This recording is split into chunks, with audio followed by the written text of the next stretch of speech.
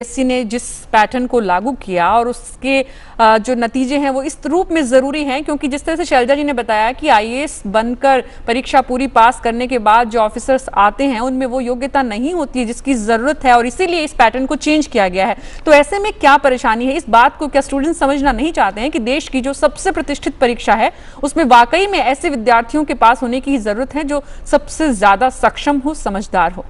नहीं, जो मूल समस्या है उस चीज़ पर कोई सोच नहीं रहे हैं। जो मूल समस्या है वो ये है कि देखिए, मैं जो रिप्रेजेंटेशन अभी अपना कर रहा हूँ वो 22 लैंग्वेज के उन ग्रामीण लोगों का कर रहा हूँ जो चेन्नई में नहीं रहते। मैं उन तमिलियन का रिप्रेजेंटेशन नहीं कर रहा हूँ जो चेन्नई में रहते हैं, मैं उन तमिलियन का कर रहा हूँ जिनको इंग्लिश नहीं आती है। आप करोल बाग के पूसा रोड में चले जाइए, वहाँ आपको हर दूसरे तीसरे दिन आंध्र प्रदेश से और तमिलनाडु से आते हुए लोग दिखाई देंगे। आप उनके चेहरे देखो और आप अपने छत्तीसगढ़ के किसी ग्रामीण महिला के और ग्रामीण लोगों के चेहरे देखो, आप बिहार के, उत्तर प्रदेश का, सबका चेहरा सेम लगेगा। आपको वो Aryan, Dravidian, north Indian, south Indian नहीं, वो आपको गरीब और ग्रामीण नजर आएगा। पहली बात।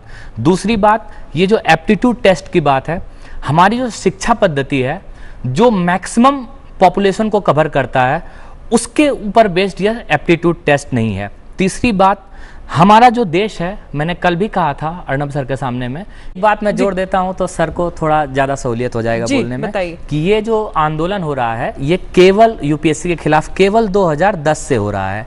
2010 में मैं आपको दावा करता हूं सीबीआई, एनआईए, सीआईए सारे लगा दें, हमारे डीपी अग्रवाल सर जेल चले जाएंगे। 2010 का जो प्रीलिम्स का रिजल्ट आया था, लास्ट ऑप्शनल का जो पेपर का रिजल्ट था, यूपीएससी ने खुद स्वीकार किया था कि हाँ कुछ गड़बड़ियां हुई है, लेकिन उन्होंने इसको ओपन नहीं किया। और 2011 के बाद ये सीसेट पद्धति आया और उसके बाद लगातार आंदोलन हो रहा है। तो पहली दफे आंदोलन 2010 में प्रीलिम्स के खिलाफ। तो उन्हें समान रूप से हक मिले, इसके लिए जरूरी नहीं है कि इंग्लिश को इतनी वरीयता दी जाए जितनी की दी जा रही है। गिरावट आई है 2011 2011 के बाद मेंस के मार्क्स में गिरावट आई है 200-250। अगर सीसेट ही सबसे सही माध्यम है आईएएस के बच्चों को सेलेक्ट करने का, मेंस दिलवाने का, तो मेंस के मार्क्स में इतनी गिरावट क्यों आई है? पहली बात। दूसरी बात, अगर भाषा ही ज्ञान का बेस है तो 1913 में बंगाली में रविन्द्रनाथ टैगोर की जो छंद कुछ लिखे हुए थे, नोबेल प्राइज क्यों मिला?